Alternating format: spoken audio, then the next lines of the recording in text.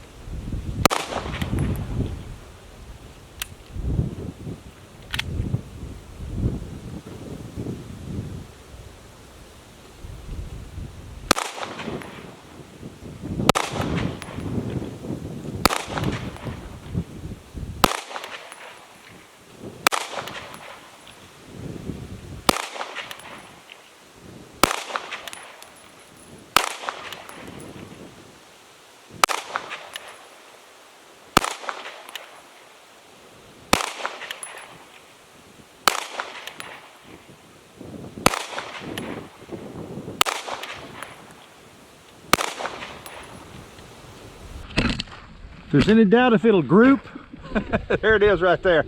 Of course, I started right up here, close, but then I moved back here, ripping that all out, and this right in here, that was back from about 20 feet.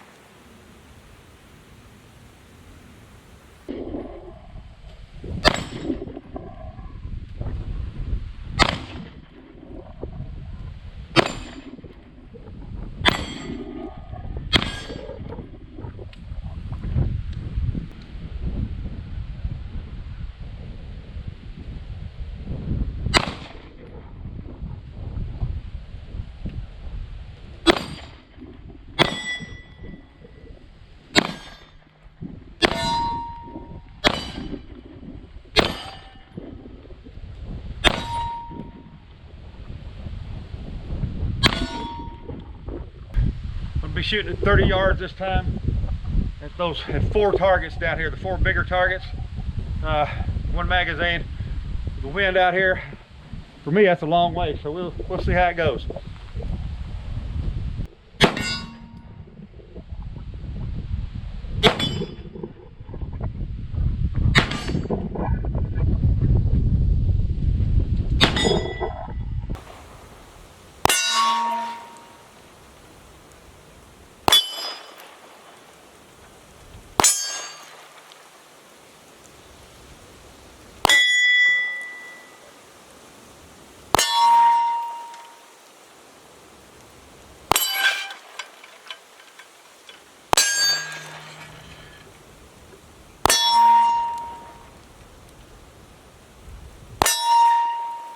All right, I've about had all the wind I can stand. I've gotten a lot of shooting, gotten used to the gun, shot it at 30 yards. I'm just gonna do some random shooting now with some odd ammo and some hollow points, and then I'll talk to you about the specifics of the pistol. Here goes.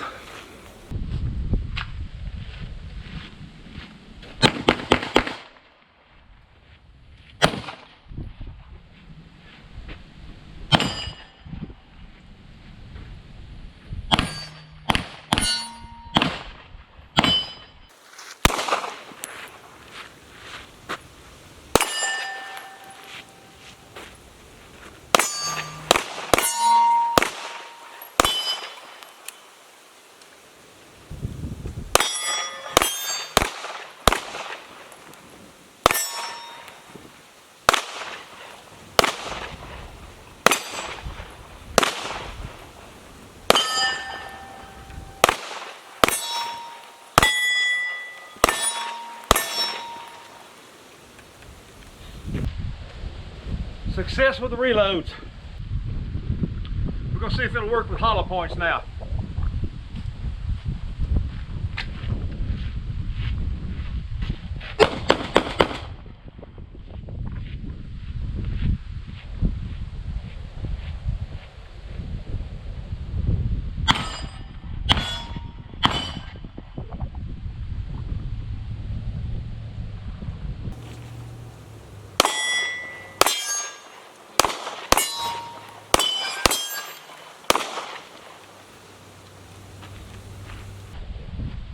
All is well.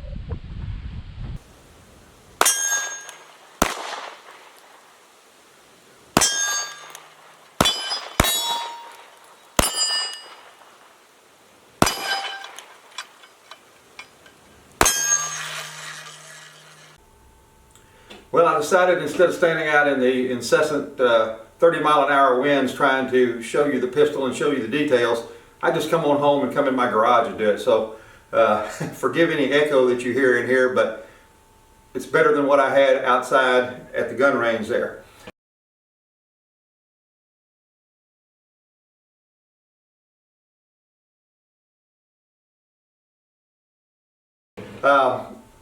Because I did want to show you some details about this gun that's important. This is the Canik box that it comes in. It comes in a nice case, a nice carry case.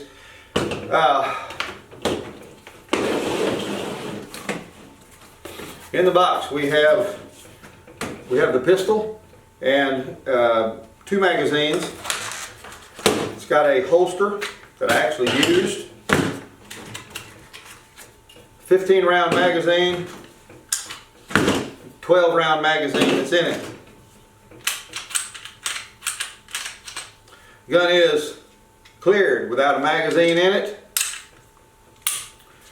And there are a few little screws and a wrench, a couple of wrenches in there.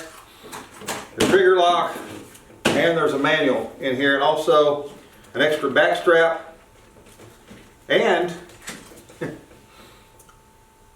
an extra butt plate for the magazines.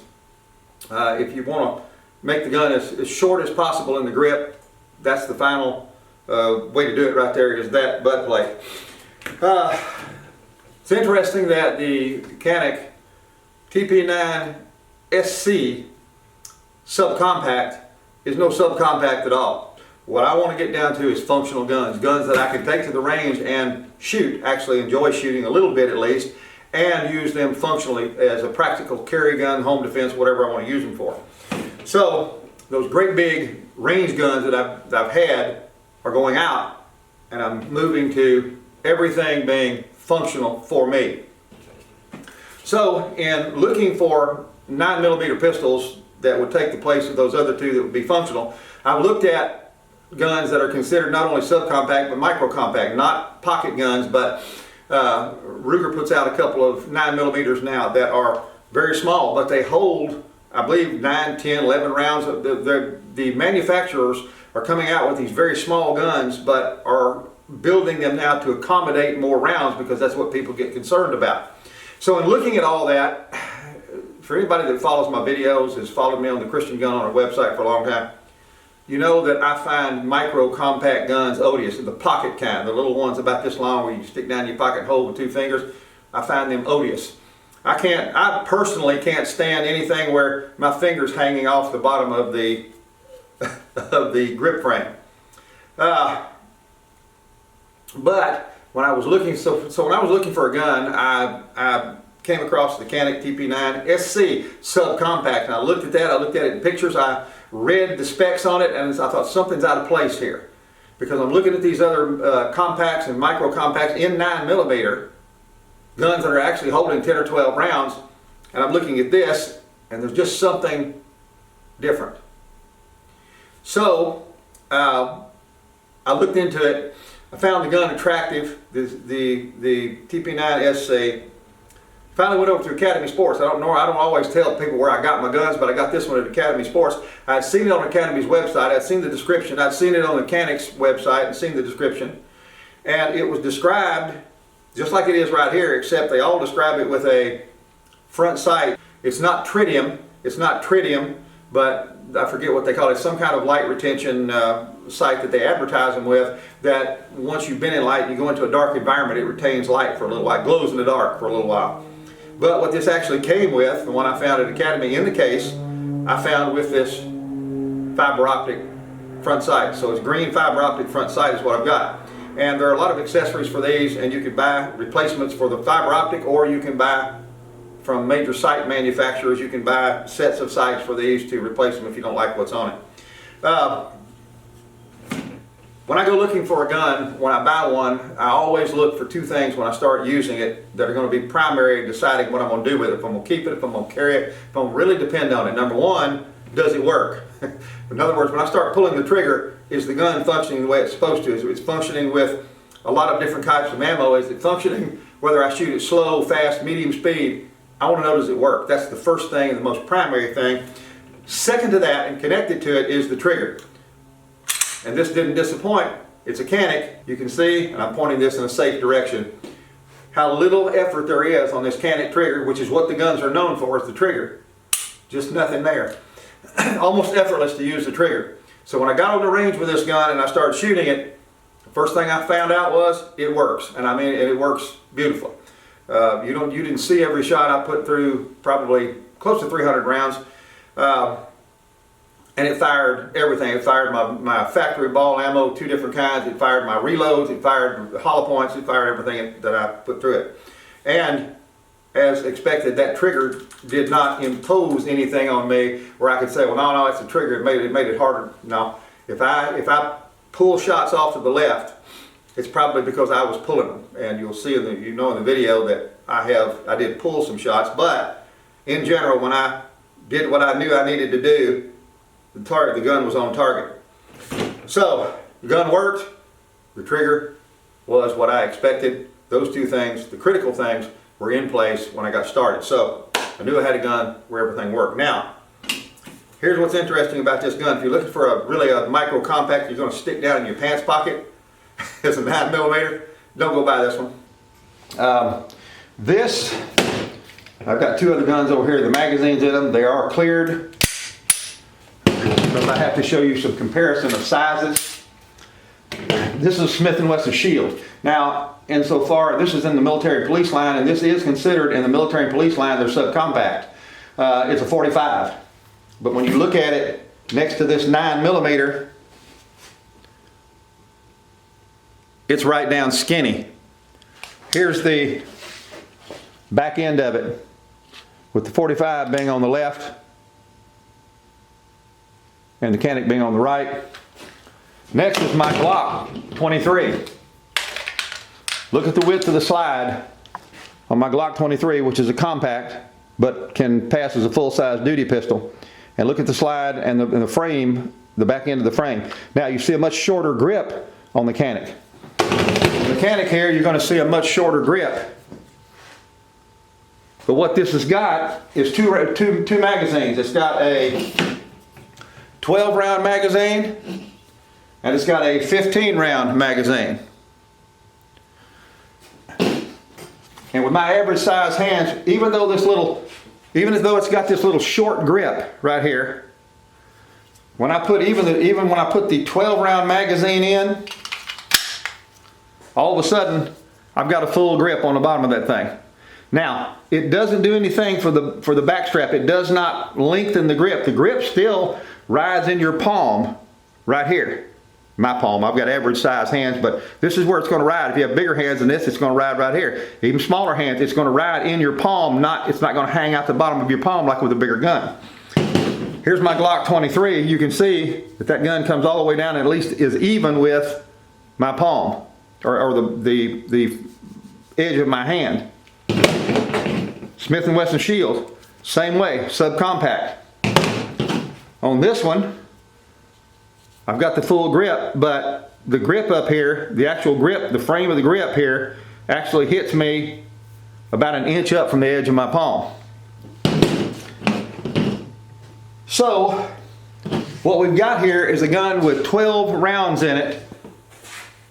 Doesn't have any rounds in it right now. It's got a 12-round magazine. I can get a full grip on it. I've got what is essentially there could pass as a duty pistol because I can get a full grip on it. I can holster that. I can draw it normally. I can access it. It's as heavy as a full-size handgun or a duty pistol. And then there's the 15-round magazine. That's even bigger. Now you see that magazine hangs right down here on the edge of my palm, just like the Glock and the Smith & Wesson Shield did. So what I have in my hand here essentially now is a gun that is as big or bigger than my Glock.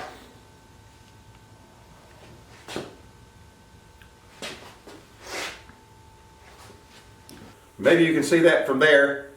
I'm not going to point them at myself to find out. But you can see you got two guns there that are essentially about the same size. Difference in shape along here, but about the same size.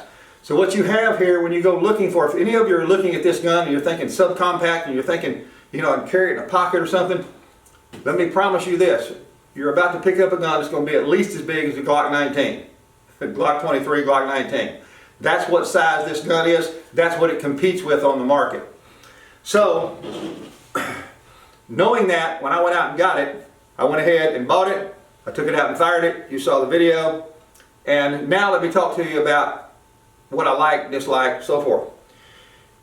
There's an oddity with the gun. With the 12-round magazine in it, I can get a full grip on it, so I'm good there. But it's odd in that you've got a full grip, but you feel the grip hitting you in the palm. Now, that's not a big deal with that 12-round magazine. I was able to get a good purchase on the gun. I was able to shoot it normally. What happened several times was that when I changed magazines and dropped that 15-round one in there, when I went to squeeze the gun, I went to take the grip on the gun, I stopped and looked because I thought something was wrong. I felt something loose. Well, it was just the magazine moving a little bit down here. Now all these magazines on these guns will move a little bit. They'll all move a little bit. When this one moves, it's got the odd feeling of you've got the edge of that magazine poking you right down here in the edge of your hand. You've got the grip frame up here in this part of your palm, and when you squeeze that thing and feel it move, you feel like there's something wrong. You can feel it moving against your hand. So several times I changed magazines, took a grip on the gun and stopped and looked because I wasn't used to firing the gun, and that odd sensation of there being something wrong stopped me and made me look. Now, there's nothing wrong. It fired beautifully. It's in there well. It's not doing anything any of these others don't do. It's just an oddity about this gun because the grip frame is cut off here. When you put your magazine in, it doesn't come flush along with the back strap. It comes down here separately, and you've got about a 90 degree edge right there, a little cutout there in this place where there's nothing there. Now, from what I understand, that's in consideration of being able to carry the gun without anything coming out and poking out, and it makes it more concealable. I don't really know about that. I just know that with that 15 round magazine in it, it has an odd feel. When you pick it up, you get the grip on it and it starts moving down there, and you feel it pushing against your hand. Feels like there's something wrong. The gun was spectacular in its performance. You saw the video. The gun will group. I backed off to 30 feet, made headshots through a silhouette. The majority of them lined up and down through the middle of the head on that silhouette, but the ones that weren't in the middle were all to the left. There were none of them to the right. So I have a tendency to pull the gun to the left. That means there were enough of them up and down the middle for me to know that the gun is accurate as far as the sights are concerned, but this gun in my hand, with the oddity of it and not being used to it, the shots I'm pulling at all, I'm pulling left. That's me. But it proved that as far as the sighting goes and the inherent accuracy of the gun, it's there. It's far more accurate than I am shooting it. On steel, fast shooting, everything else, it did a wonderful job. The holster that comes with the Canik TP9 SC is surprisingly good. It's a plastic holster, plastic or Kydex. It's got a little retention screw right here. This one came ready to go, and I actually used it on the range. It's surprisingly good. The gun is optics ready. It's cut for optics. It's cut for a red dot sight. Only problem with that is it's only cut for, it only has what's accommodated is only a couple different kinds of sights. I believe one of them called a shield sight, and another one, there may be another one, I'm not sure yet. I haven't done enough research on the red dot sights for it to know exactly what it is that it is cut for. But shield sight and a couple of other maybe micro red dots. It won't hold your normal Vipers and Venoms and Trijicons and the normal ones that you see advertised for full-size handguns. And the little mounting plate that comes with it is, unfortunately, plastic. Now that may not be any big deal. When that sight is mounted on there, it may last forever. I don't know. I would prefer a metal one though. And if I decide to keep this gun, I'm going to shoot it some more. If I decide to keep it, this is going to be a primary gun for me. A carry gun, an actual usable gun, a useful gun, then I will do more research. I'll probably get a red dot optic for it. I'll get a CYA or We the People holster for it to wear it in an appendix position, and doing a few things to it. And I'll probably change at least the front sight, maybe these sights here together, maybe the whole sight set. I don't know. I know the way the gun comes out of the box, it is what you would expect now from Canik. Canik has made its way into the marketplace with the biggest players in the industry and is a serious competitor. The gun was what I would expect as far as quality from Canik now, because I'm so familiar with the pistols. I've owned one before, and now this one, built like a brick, solid, the expected trigger, the performance on the range, the items that comes with it, and the potential for the gun are all very, very good. So, I wanted you to have a good, clear picture of what this Canik TP9 SC actually is, which is not SC. It's not a subcompact. If you take the magazines out and look at it and just look at the grip, you might say, well, yeah, it's a subcompact. No, it's not. I don't care how they've designated this. This is no subcompact that I've ever seen. This is the biggest of the subcompact that I would ever expect to call a subcompact, and that's the Smith & Wesson Shield. And this gun is significantly larger than the Shield. There is your clear picture and the details about this gun from Canik, the TP9 SC. And you can see why I wanted to give you plenty of details and take the time at the end of this to give you a good, clear picture of what this gun is, how it works, what I think about it, what I like, what I'm not real clear on just yet, what's available for it, and what I may be using it for in the future, just to give you an idea. What are you going to do with it? That's going to be up to you. Hopefully this will give you some help as to whether or not you need to venture out into this type of firearm or look for something else. In the meantime, I'm Mark Rogers, and I'll see you again in another Christian Gun Owner video.